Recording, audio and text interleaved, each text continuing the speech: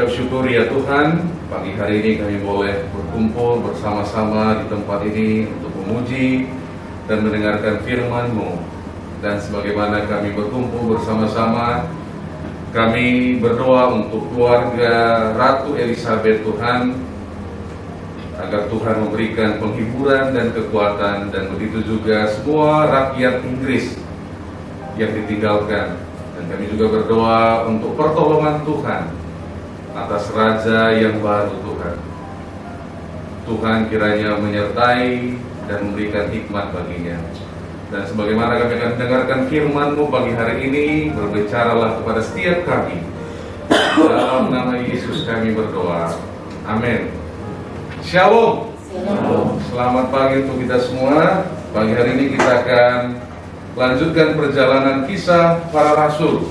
Minggu lalu kita belajar dari kisah para rasul 27, di mana Rasul Paulus perahunya terdampar ya. Jadi ini dimulai dengan hari Pentakosta. Di kisah para rasul 1 ayat 8 dikatakan, tetapi kamu akan menerima kuasa kalau Roh Kudus turun ke atas kamu, dan kamu akan menjadi saksiku di Yerusalem dan di seluruh Yudea dan Samaria dan sampai ke ujung bumi. Kita kisah para rasul berbicara tentang Injil bergerak dari Yerusalem ke bagian bumi yang lain. Dan kita melihat bahwa minggu sebelumnya Rasul Paulus ada di Filipi, Tesalonika, di Berea, dan di Athena. Dan hari ini kita akan melihat dia sampai akhirnya di Roma, karena Rasul Paulus dinubuatkan untuk sampai ke Roma. Dan saya pengen kita melihat bahwa ternyata penyertaan Roh Kudus itu tidak seperti berjalan di jalan tol, ya kan? Ternyata Rasul Paulus juga mengalami perahunya mengalami goncangan badai, bahkan terdampar. Bahkan mereka 14 hari lamanya tidak makan di laut. Dan dari bacaan kita tadi akhirnya dia sampai di Roma. Tapi sebelumnya minggu lalu mereka terdampar di Malta. Dan tahukah saudara, waktu mereka terdampar di Malta, apa yang terjadi? Rasul Paulus digigit oleh ular. Sampai akhirnya yang menyaksikan ini memang manusia pembawa sial. Tidak hanya perahunya tergoncang dan terdampar, dipatok ular lagi. Kira-kira begitu yang menyaksikan. Tapi luar biasanya pertolongan Tuhan, Rasul Paulus tidak apa-apa. Malahan yang melihat itu menantikan, kita lihat dulu, pasti habis ini kawan ini, gitu kan. Ternyata puji Tuhan, Rasul Paulus tidak apa-apa. Sehingga mereka menganggap Rasul Paulus itu seperti dewa. Wah, ini luar biasa. Kapal tertandas, dipatok ular, sembuh lagi. Nah, kira-kira selama 3 bulan mereka terdampar di Malta, apa yang dilakukan oleh Rasul Paulus? Aduh, nasib kok terdampar. Katanya memberitakan Injil ke bangsa-bangsa. Kira-kira begitu?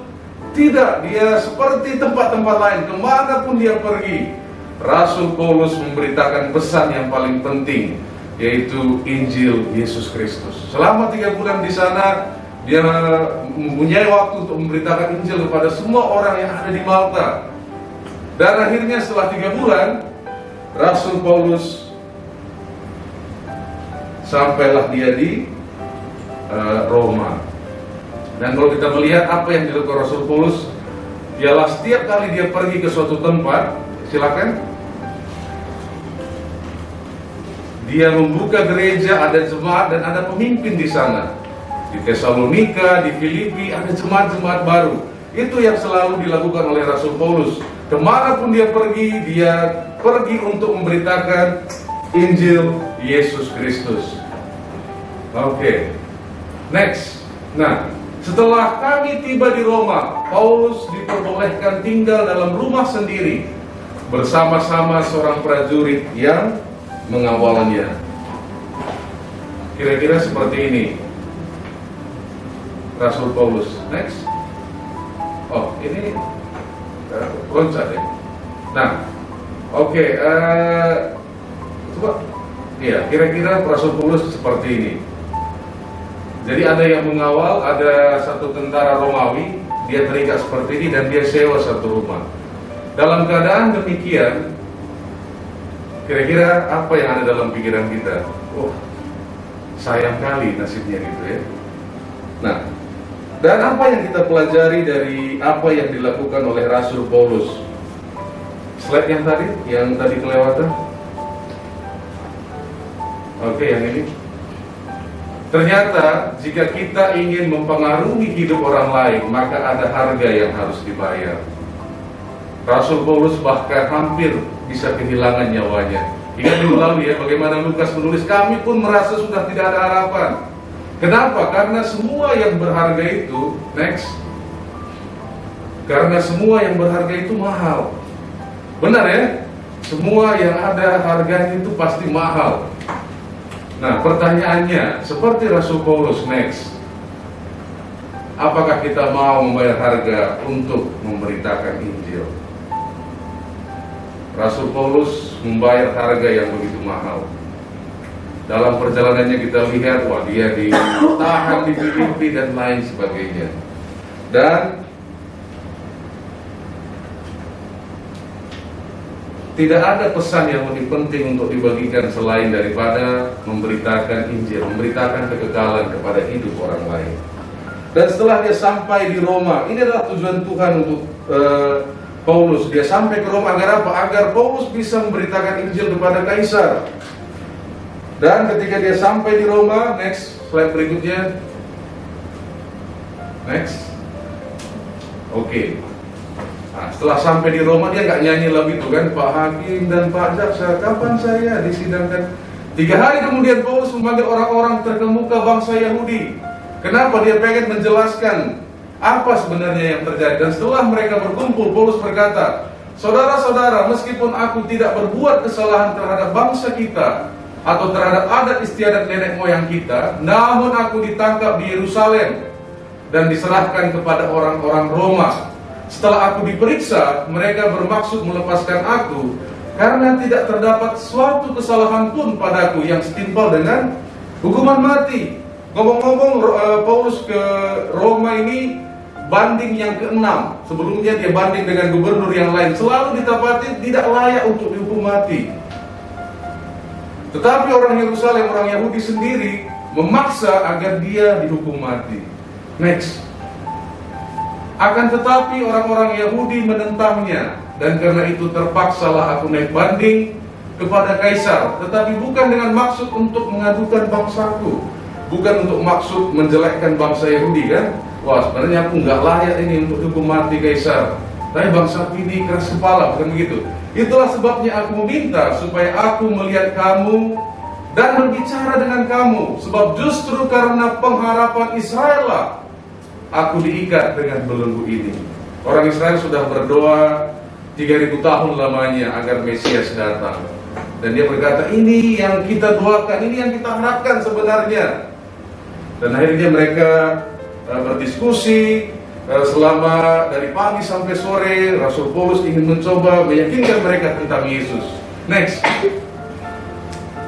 Dan akhirnya mereka tidak terima apa yang dijelaskan oleh Rasul Paulus. Rasul Paulus mengutip dari kitab Yesaya. Dia berkata seperti ini, pergilah ke bangsa ini dan katakanlah, kamu akan mendengar dan mendengar. Karena mereka tiap-tiap Sabat datang ke sinagoga, mendengar tentang firman Tuhan, namun tidak mengerti. Kamu akan melihat dan melihat, namun tidak menangkap. Mereka suka datang bergereja, tapi tidak pernah menjadi gereja. Jadi kita sebagai orang Kristen, panggilan kita tidak hanya datang ke gereja, tapi jadilah gereja. Jadilah gereja artinya punya waktu untuk berbicara, diskusi sama orang. Karena setiap orang bergumul, berjuang sendiri akan pergumulannya. Kita semuanya, termasuk saya, kita mau tunjukkan yang bagus, tapi jauh di dalam diri kita ada yang kacau. Termasuk saya. Kita butuh satu dengan yang lain. Milikilah waktu untuk berbicara satu dengan yang lain. Ini loh bebanku. Jadilah gereja, kita punya waktu itu, makanya kita ada banyak pertemuan agar apa? Bukan untuk aku lebih tahu dari besok, bukan. Agar kita semua saling mendoakan, saling membantu satu dengan yang lain. Rasul Paulus dia tidak pernah, aku diajar oleh Gamaliel. Bukan itu tujuannya, bukan untuk menunjukkan dia lebih pintar dari orang lain. Tapi kemana pun Rasul Paulus, tujuannya dia ingin menyatakan Yesus Kristus.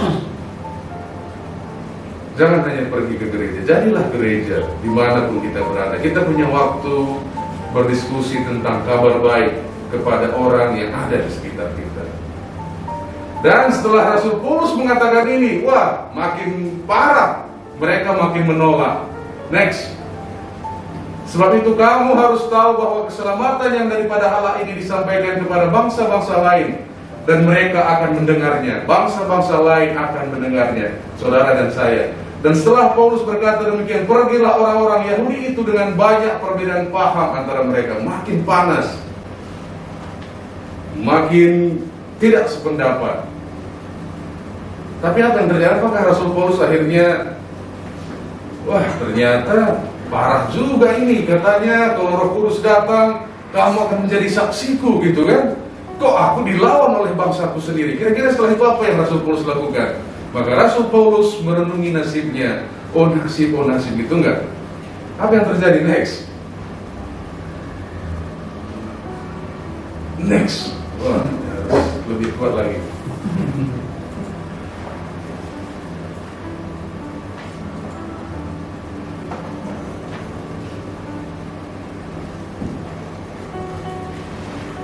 Nah, di ayat 30 dan 31, dan Paulus tinggal 2 tahun penuh di rumah yang disewanya sendiri itu. Ia menerima semua orang yang datang kepadanya dengan terus terang dan tanpa rintangan apa-apa. Ia memberitakan kerajaan Allah dan mengajar tentang Tuhan Yesus Kristus.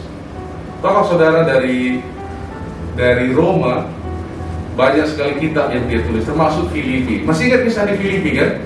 Kisah di Filipi di mana Rasul Paulus dan Silas masuk di penjara kan? Dan mereka nyanyi, terponcang gempa bumi, dan mereka lepas. Dan waktu mereka, mungkin orang bertanya, Paulus kok sekarang di Roma ditahan sama satu orang ajaran rantainya, kenapa nggak nyanyi lagi? Mungkin kira-kira orang bertanya seperti itu. Atau jangan-jangan kalau kamu di penjara seperti ini, Injil ini nggak akan dipercaya orang lagi. Nah, kalau dalam keadaan tidak baik, biasanya komentar juga negatif kan? Wah, ini begini. Nah, kita lihat apa yang Rasul Paulus tulis kepada jemaat di Filipi. Aku menghendaki saudara-saudara supaya kamu tahu bahwa apa yang terjadi atasku ini justru telah menyebabkan kemajuan Injil. Mungkin orang Filipi berkata, kenapa nggak nyanyi lagi Paulus? Mungkin sambil ngejek gitu kan, ngeledek kan? Kan dulu waktu nyanyi, penjaranya gempa gitu kan? Pasti kalau nyanyi rantainya bisa lepas. Sehingga telah jelas bagi seluruh istana dan semua orang lain bahwa aku dipenjarakan karena Kristus. Dan dia tulis lagi, ini statement yang luar biasa. Next. Sebab yang sangat kurindukan dan kuharapkan ialah bahwa aku dalam segala hal tidak akan beroleh malu, melainkan seperti sedia kala.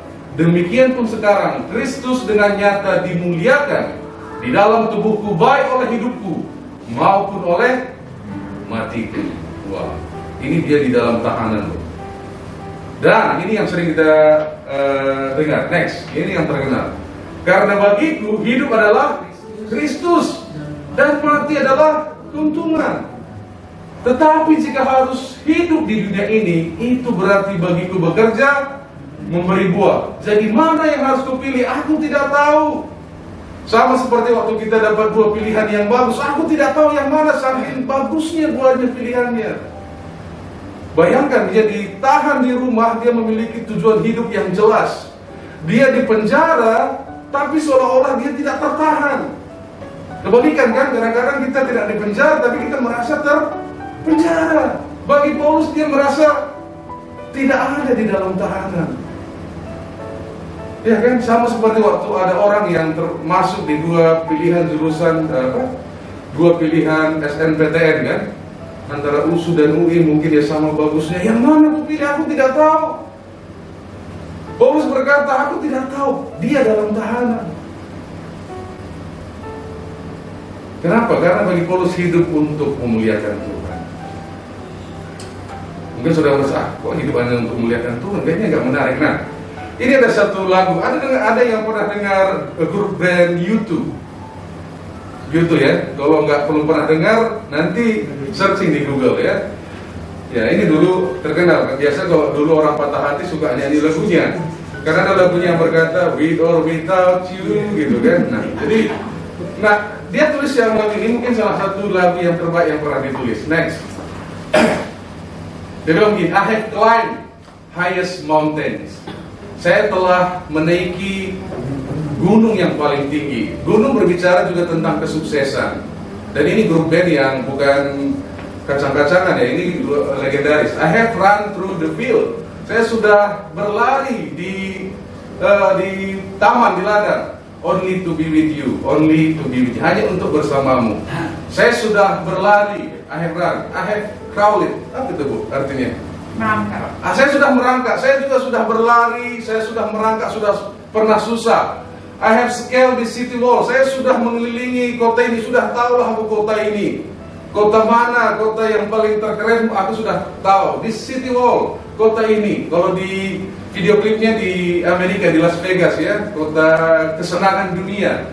Only to be with you. Tapi di bagian terakhirnya, but I still haven't found what I'm looking for. Dia bilang, saya belum temukan apa yang saya cari. But I still haven't found what I'm looking for. Berbalik ya dengan Paulus tadi ya. Dia di penjara, ditahan, dia bilang, aku tidak tahu pilihanku yang mana. Karena bagiku hidup adalah Kristus. Mati pun untung. Kenapa? Karena akan bertemu dengan Kristus. Paulus memiliki excitement. Karena bagi dia hidup adalah untuk memuliakan Tuhan. Mungkin hari ini kita pikir, wah tuh cita-cita aku sekeren ini dan lain sebagainya. Lihat YouTube dengan mereka konser luar biasa, begitu banyak orang. Dia bilang, saya belum temukan apa yang saya cari. Dan saya percaya Bono ini percaya kepada Tuhan. Karena di kata-kata berikutnya dia juga berbicara menulis tentang pengorbanan Yesus ya. Kau telah nanti di searching di internet. Nah, ternyata tahanan tidak menghalangi Paulus. Karena bagi dia tidak tertahan. Dan hari ini mungkin kita mengakhiri kisah para rasul 28.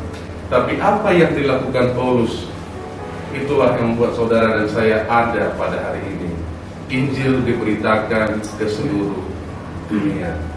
Dan pertanyaan, apakah sudah selesai kisah para rasul? Enggak. Ini estafetnya bagi saudara dan saya. Kenapa ada gereja Melikan di sini? Karena belum selesai. Di Indonesia sendiri kita masih mayoritas, masih banyak yang belum mendengar Injil kasih karunia. Masih banyak yang belum mendengarnya. Nah, next. Dalam doa Bapa kami dikata, datanglah kerajaanmu, jadilah kehendakmu. Pertanyaannya, apa yang next? Apa yang bisa kita lakukan? Apa yang saya dapat lakukan? Apa yang saudara dan saya dapat lakukan? Agar apa? Agar Injil keselamatan ini dapat diberitakan. Kenapa? Karena hidup. Mungkin kita merasa, wah nanti kalau saya temukan ini dan lain sebagainya, mungkin kita tak merasa kosong kok. Sama seperti YouTube tadi, dengan segala ketenaran yang dia miliki, popularitas, uang, sukses dan lain sebagainya. Jangan sampai nanti kadang-kadang kan lagu ini suka dinyanyikan kalau sudah ada kematian kan, hidup ini adalah kesempatan, hidup ini untuk melayani Tuhan gitu kan. Sekarang kita dengan semua target yang ingin kita capai dalam hidup ini, jadikan juga yang utama adalah untuk memberitakan Injil. Dan Injil Kristus tidak terbendung. Kenapa saya katakan demikian? Ada miliaran orang hari ini percaya kepada Yesus. Dan salah satu mengapa ini bisa terjadi karena Paulus membayar harga untuk memberitakannya.